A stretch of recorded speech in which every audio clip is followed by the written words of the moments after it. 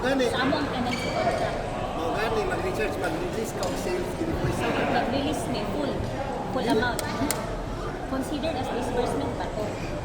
Kaya wala Release man. mo sales invoice, ipadayon mo sa ilang entire contract. Oo, sila, bayaran nila. So, ang i-recognize, ako So sa inyo, nagbayaran. sa pa yung mag-record check, wala ba expense na karon? Wala na, kaya ibayaran naman. Di dapat Wala. Kami report sa maintenance dapat. Exactly. Sa'yo my Panginoon point. ang libuhat, dili ka dapat mag-invoice yung full amount, kaya part of it is yours. Exactly. They're recovered na lang sa client. So, that, So sa, in that way, kapag ba si client na siya'y nag-cover again sa inyo ha, aware siya. through email, Conversation. So, ang akong question, saan ako pag-record? wala kayo record na expense sa inyo. Should I recognize it as my expense? Pero considering yung nagbayaran ng full client, which is full amount mo, mark ka na everything mo, siya tayo disbursement. Depende sa inyo, kung saan man ang treatment in terms of Ako ang recharges. mag-decide. Ako ang In terms of mag-decide. recharges, kami policy. Kung government, for sure, kung Hindi government, naman.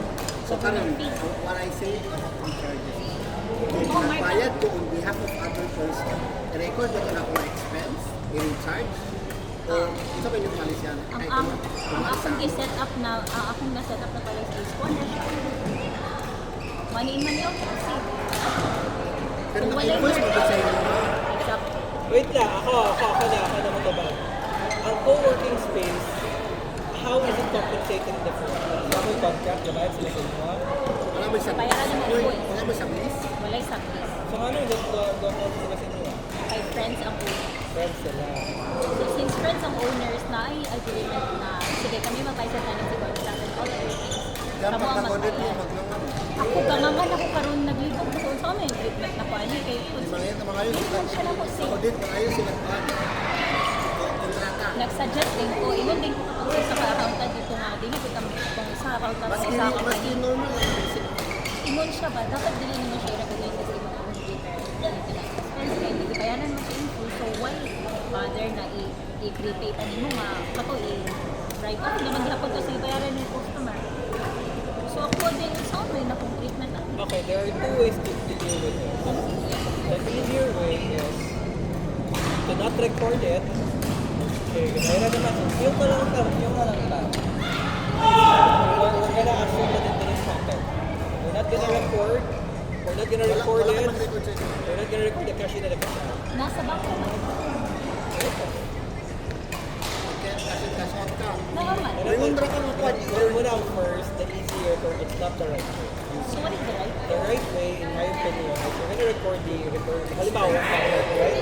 Tapos, 17 yung ato na 30 dapat ang support space. Pero bayaran niya 100, correct? Pero, assume na ay proper allocation you realize na 70 dapat yun yung real expense na 30 ang para sa pamilya. So how I would record it is, you have to recognize an expense of 70. Prepaid. Basta, during the year, nakay 70 nga expense. Ano na? Ang 30 is a receivable dapat. Okay?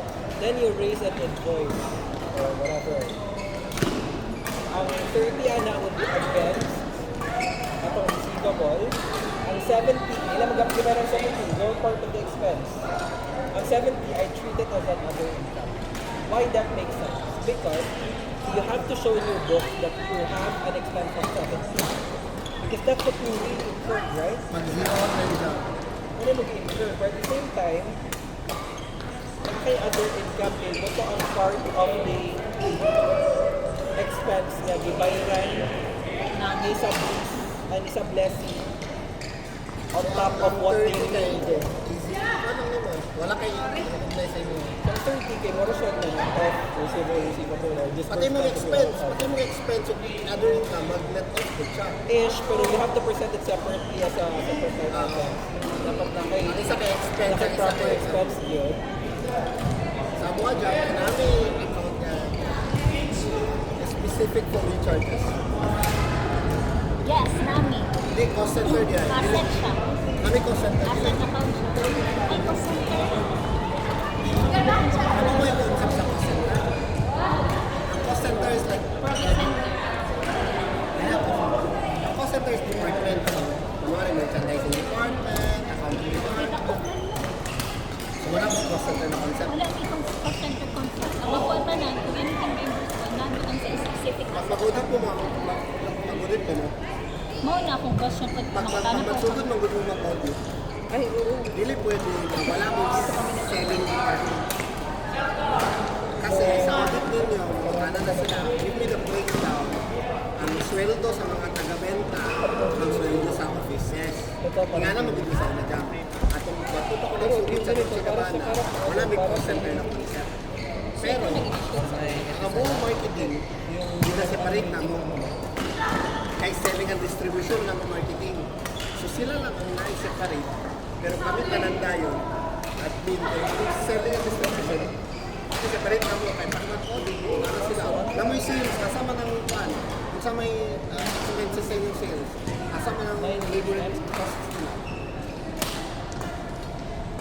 Sakto to kay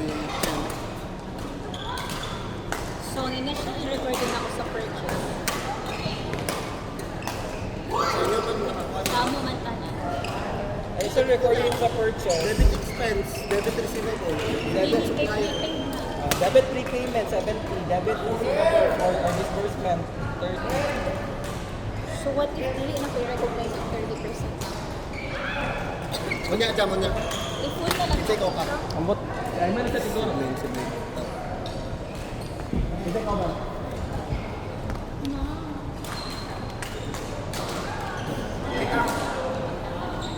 na ito